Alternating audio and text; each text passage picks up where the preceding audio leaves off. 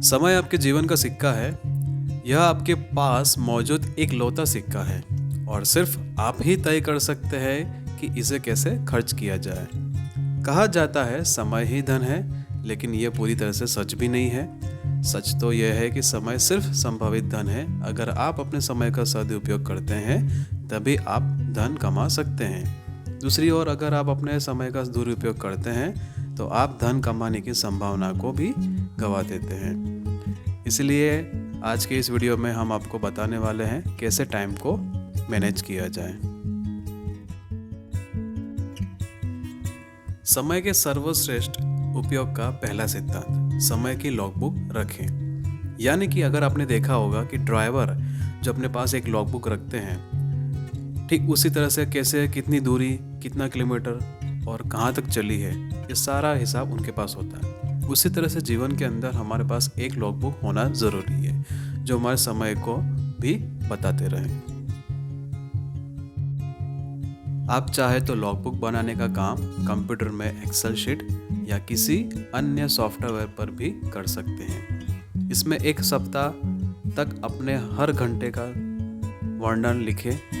Guarantee है कि इससे आपकी आंखें खुल जाएंगी। इससे आपको यह पता चल जाएगा आपका समय कितना गतिविधियों या कामों में लग रहा है। मोबाइल फ़ोन पर आपने कितनी देर बातचीत की, उसके लिए रात को अपने मोबाइल का कॉल रजिस्टर देखकर अवधि दर्ज करें। इंटरनेट पर आपने कितना समय दिया, यह भी कंप्यूटर की घड़ी देखकर दर्ज करें, जिससे आपको पता चल जाएगा कि पूरे सप्ताह के अंदर मैंने कितना और किसको टाइम ज़्यादा दिया है।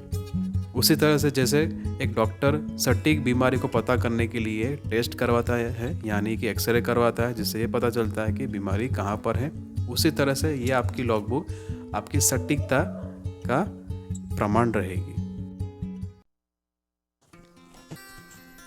आर्थिक लक्ष्य बनाना बहुत ही आसान है।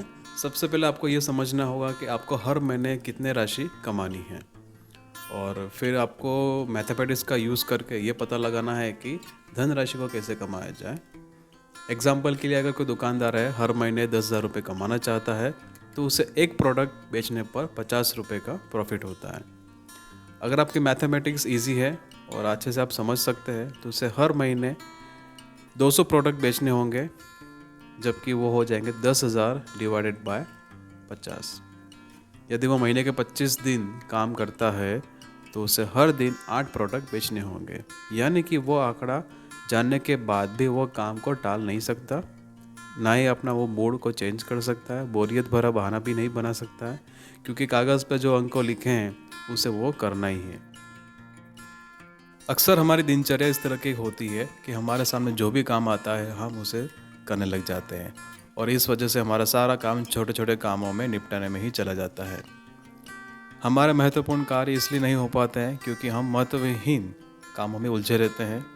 महत्वाकांक्षी व्यक्ति को इस बारे में सतर्क रहना चाहिए, क्योंकि सफलता पाने के लिए यह आवश्यक है। अगर आपको समझ में नहीं आ रहा है कि कौन सा कार्य महत्वपूर्ण है, कौन सा कार्य अनिवार्य है और कौन सा कार्य सामान्य है, तो एक छोटा सा आपको मैं एक टेबल है जिसके सहायता से आप समझ सकते हैं और आप अपने कार्य को अच्छे से डिवीज़न कर सकते हैं।